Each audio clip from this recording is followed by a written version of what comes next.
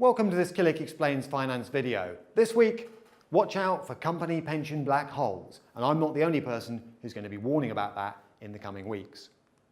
Now, what's being said? Well, here's another person. Alex Brummer in the Daily Mail, well-known commentator, said growing pension deficits threaten UK PLC. And no other figure than Neil Woodford, leading fund manager, is also nervous about the size of these pension deficits. So what are they? How do they arise? And what should you do as an investor? Now, the problem is basically this. It's a problem attached to a particular type of pension scheme, an increasingly old-fashioned type as it happens, but there are still plenty of them around. It's called defined benefit or final salary. And it works on the basis that a company, an employer, piles contributions into a pension fund that's invested on the behalf of employees, and they expect a defined benefit, or they've been promised a defined benefit, typically a percentage of their final salary or their average salary when they retire, often linked to inflation. So basically, all the risk sits with the employer in terms of they don't know how much money at any one point in time they're going to have to pile in to meet that promise to both current and future employees. Now, how do you get a deficit? Well, in a very simple example, if the assets of the fund in the middle of my last slide are 500 million, that's a range of investments, could be equities, could be IOUs called bonds, could be a bit of cash, who knows?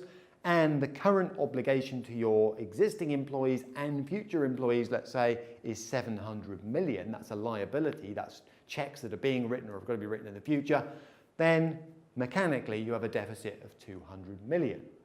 But if the UK only had a deficit of 200 million, perhaps people wouldn't be as worried as they are. In reality, it's much worse than that. Now, the size of this number depends on who you ask. But if you look at firms or schemes that are eligible for pension protection fund protection, you've got 5,945 of them. Their combined deficit is close to 500 billion sterling. And I've seen estimates that take it higher, nearer perhaps even to as much as $1 trillion in sterling. So it's a big problem when you amass all the deficits together and look at them as one number.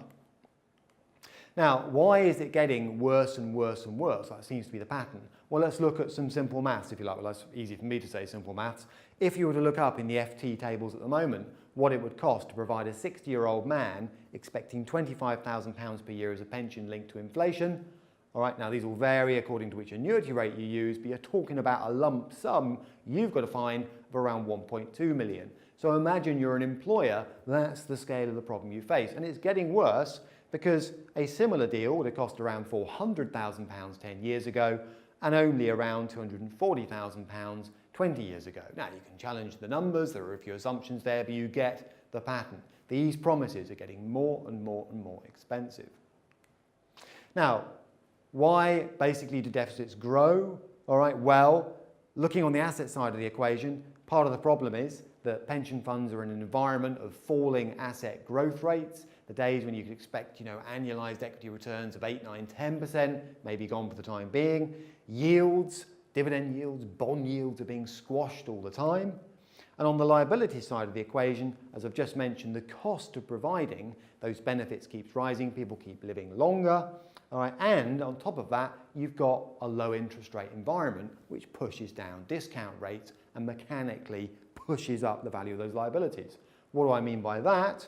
Well, just a very quick snapshot here, very simple example. If a pension fund's got an obligation in 5 years' time of 10 million, very straightforward numbers here to simplify it, and you took a discount rate of 10%, a proxy for that is to say interest rates were 10%, in today's money, that's a commitment of £6.2 million.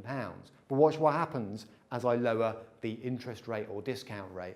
At 5%, that becomes more like £8 million, and at just 1%, closer to the environment we're in at the moment, that becomes £9.5 million. So the size of the liability grows.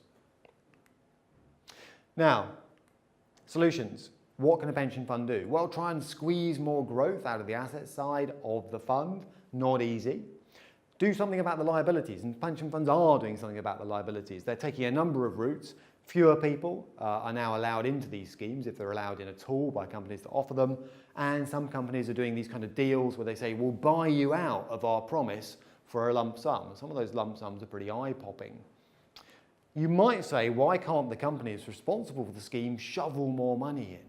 But as the recent BHS scenario is shown, some companies are unwilling to do that. And part of the reason they're unwilling to do that is they want money available to pay juicy dividends to their shareholders. And that's a bone of contention right now. So as an investor, these deficits are not new, but they are back in the spotlight. And some big hitters, such as Neil Woodford, are starting to get nervous about them, starting to warn about them again.